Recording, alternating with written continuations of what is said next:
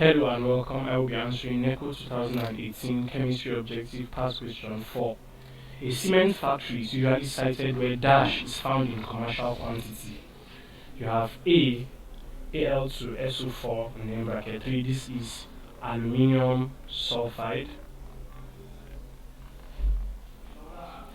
B, CaCO3. This is calcium carbonate, or popularly known by its common name, limestone. C, FeS iron 2 sulfide. D, MgCO3 magnesium carbonate. E, PbCO3 lead 2 carbonate. So I asked where a cement factory is usually cited. So it is cited where there will be abundance of, it will be cited where there is abundance of the raw material that will be used in its production.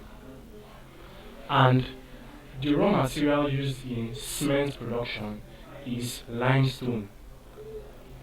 Limestone is the raw material used in cement production.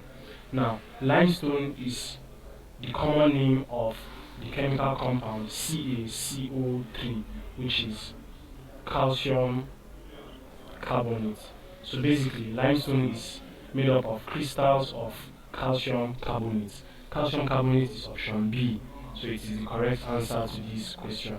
Thank you, and please subscribe to this channel for more videos and for more past questions and answers.